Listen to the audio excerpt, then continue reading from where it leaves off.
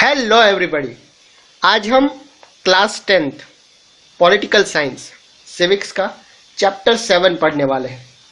Outcomes of democracy, democracy के परिणाम। ये चैप्टर शुरू करने से पहले सबसे पहले मैं आपको थैंक यू कहना चाहता हूँ। बहुत बहुत शुक्रिया जिस तरह से आप हमें प्यार दे रहे हैं, हमारी चैनल को पसंद करते हैं, उसके लिए बहुत बहुत शुक्रिया। और इसी तरह से चैनल को सब्सक्राइब करें, शेयर करें और अपने दोस्तों को भी बताएं। Once again thank you so much. तो चलिए चैप्टर शुरू करते हैं। तो पहला पॉइंट है, how do we assess democracies outcomes. Democracy के परिणामों का मूल्यांकन कैसे करते हैं। क्या आपको याद है कि मैडम लिंगदो की क्लास में स्टूडेंट ने डेमोक्रेसी के बारे में कैसी कैसी बातें की थी। आपने इसे क्लास 9 की टेक्स्ट बुक के दूसरे चैप्टर में पढ़ा था। इस बातचीत में यह नतीजा कंक्लूजन निकलता था कि डेमोक्रेटिक गवर्नमेंट दूसरी गवर्नमेंट जैसे डिक्टेटरशिप और दूसरी उससे कहीं ज्यादा बेहतर है, उससे कहीं ज्यादा अच्छी है।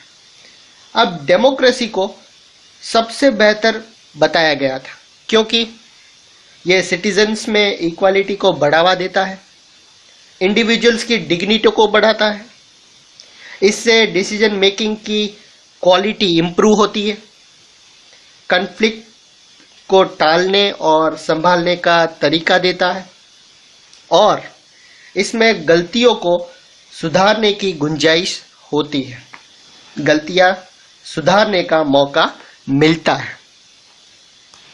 यहाँ एक क्यूट सी बच्ची बता रही है, क्या मैडम लिंगदो की क्लास में भी हम इन्हीं कंक्लूजन पर पहुंचे थे।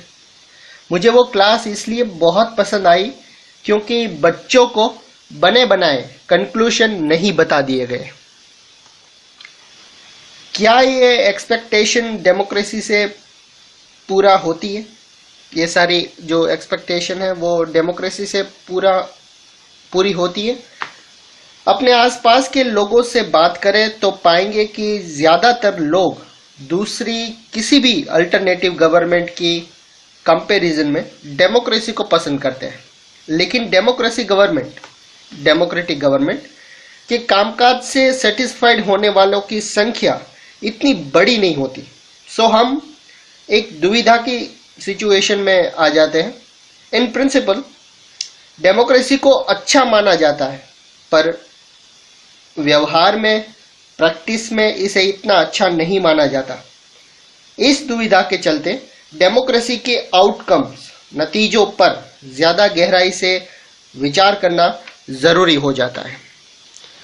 क्या हम सिर्फ मोरल रीजंस से ही डेमोक्रेसी को पसंद करते हैं या फिर डेमोक्रेसी के सपोर्ट के पीछे कुछ प्रूडेंशियल रीजन भी है। आज दुनिया के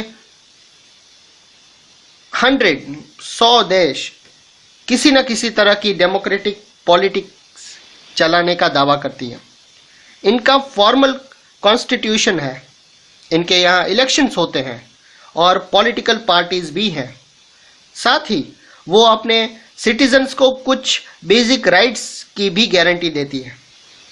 डेमोक्रेसी के ये फीचर्स तो ज्यादातर देशों में कॉमन है पर सोशल सिचुएशन, अपनी इकोनॉमिक अचीवमेंट्स और अपनी कल्चरल के मामले में ये देश एक दूसरे से काफी अलग अलग हैं।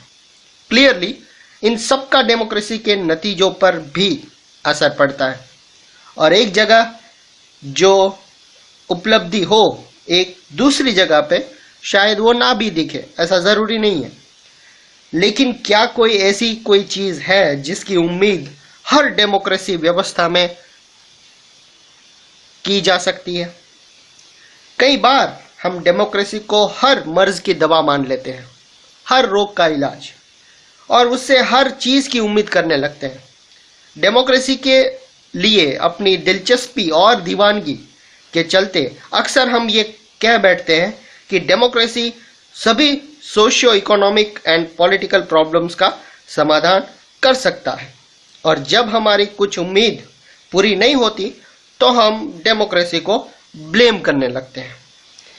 हम ये डाउट करने लगते हैं कि क्या हम सचमुच में डेमोक्रेसी में जी रहे हैं। डेमोक्रेसी के आउटकम्स के बारे में केयरफुली सोचना और उस दिशा में पहले स्टेप जरूरी है कि हम पहले ये माने कि democracy is just a form of government. Democracy सिर्फ गवर्नमेंट का एक हिस्सा है, एक तरीका है। यहाँ पे एक पिक्चर दिया गया है, लिखा है क्या मल्टीपल प्रेशर्स और तरह तरह की डिमांड्स को फुलफिल करना ही डेमोक्रेसी है। ये कुछ चीजों को हासिल करने की सिचुएशंस तो बना सकता है, पर सिटीजन्स को ही उन सिचुएशन का लाभ लेकर अपने गोल्स को हासिल करना होता है। इतना ही नहीं, डेमोक्रेसी का उन